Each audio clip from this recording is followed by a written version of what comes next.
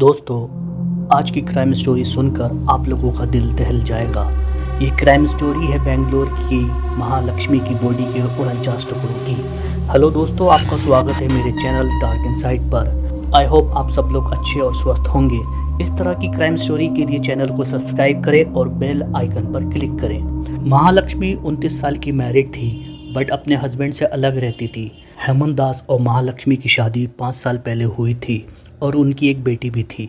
सब कुछ सही चल रहा था, बट एक दिन हेमंत दास को पता चलता है उसकी बीवी महालक्ष्मी का अफेयर अशरफ से चल रहा है, जो एक सलून में काम करता है। तो उन दोनों में खूब लड़ाई होनी शुरू हो जाती है। इसके चलते महालक्ष्मी अपने हस्बैंड से अक्टूबर 2023 में अलग हो जाती है और वो रेंट पर एक फ्लैट में रहने लगती है। हेमंत बेटी को अपने पास रखता है। महालक्ष्मी बेटी से हर 15 दिन में मिलने जाती थी। हेमंत एक मोबाइल रिपेयर शॉप में काम करता था और उसकी वाइफ एक बहुत बड़े मॉल में गारमेंट शॉप पर टीम लीडर की जॉब करती थी, मल्लेश्वरम में। महालक्ष्मी के माँ का घर भी बेंगलोर में ही था। वो 10 या 15 दिन में अपनी माँ से बात करती थी और माँ भी उससे मिलने आती रहती थी। कुछ टाइम से माँ की महालक्ष्मी से बात नहीं हुई थी, तो महालक्ष्मी की माँ को चिंता होती है बेटी की। उसी दौरान उसे खबर मिलती है महालक्ष्मी के पड़ोसियों से कि महालक्ष्मी के घर से बहुत बदबू आ रही है और कुछ दिन से महालक्ष्मी को देखा भी नहीं है। माँ मीना राणा अपनी दूसरी बेटी लक्ष्मी को लेकर 21 सितंबर को महालक्ष्मी के घर पहुंचती है। जैसे ही फ्लैट खोलते हैं वे लोग शौक रह जाते हैं। फ्लैट में सब सामान बिखरा हुआ था, बहुत बदबू आ रही थी, कुछ खून के स्पॉट भी थे और कीड़े चींटियाँ भी थीं। कुछ चींटियाँ कीड़े फ्रिज के पास चल रहे थे और जैसे ही वे लोग फ्रिज खोलते हैं महालक्ष्मी की माँ एक चीख के साथ बाहर भागती है। फ्रिज में महालक्ष्मी के टुकड़े थे और बहुत गंदी स्मेल आ रही थी, पूरे 49 टुकड़े। पुलिस को इन्फॉर्म किया जाता है।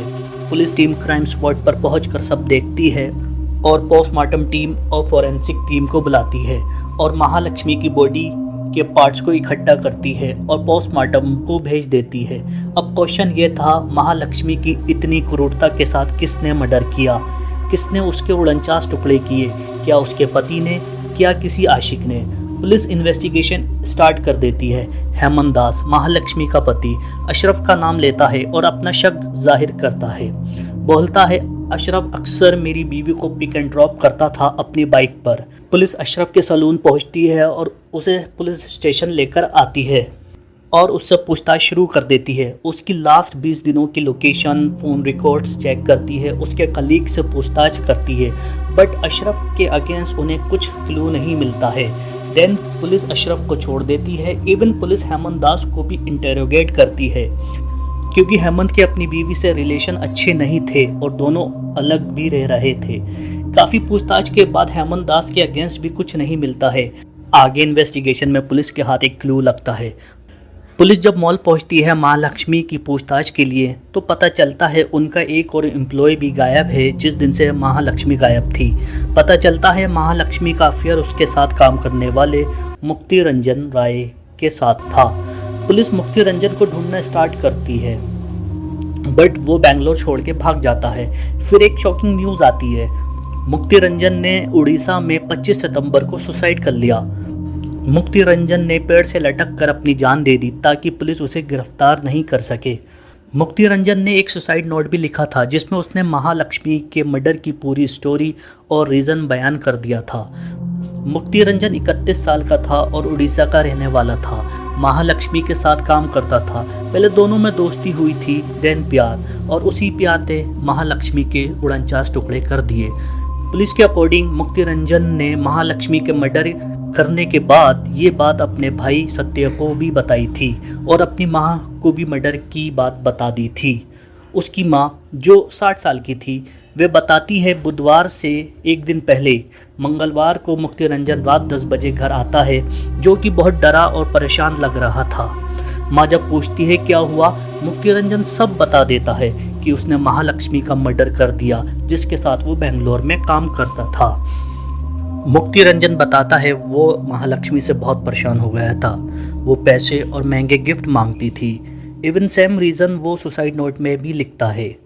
महालक्ष्मी उस पर शादी का प्रेशर बना रही थी और उससे पैसे, गोल्ड मांगती थी।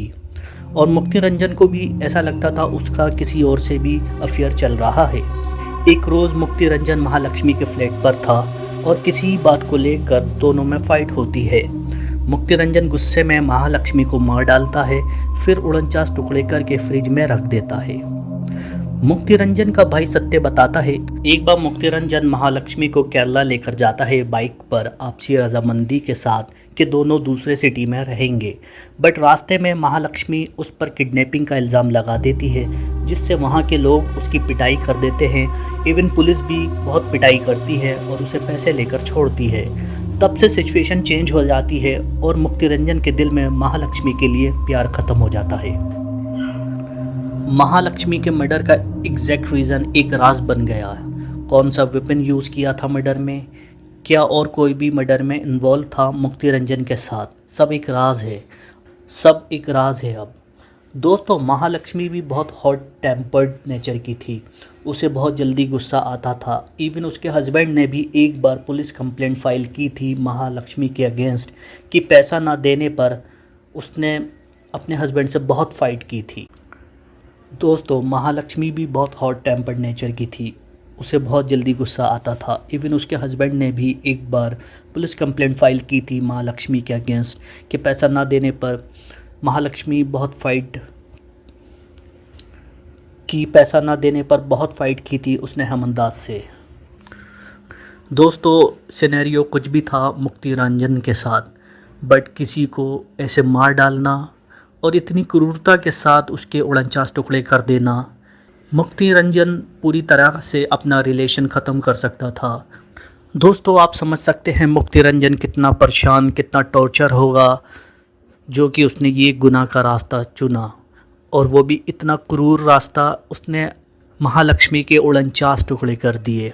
उसके पास और भी ऑप्शन थे, वो महालक्ष्मी से पूरी तरीके से रिलेशन ख़त्म कर सकता था, किसी और सिटी में चला जाता, अपने गांव वापस चला जाता, इवन वो पुलिस कंप्लेंट भी कर सकता था, बट उसके ऊपर ऐसा शैतान सवार हो गया था महालक्ष्मी के टॉर्चर से, उसने गुनाह का रास्ता चुना। दोस्तों, फिर मिलता हूँ न्यू क्राइम स्टोरी के साथ। चैनल को सब्सक्राइब करें, शेयर करें। Take care, bye.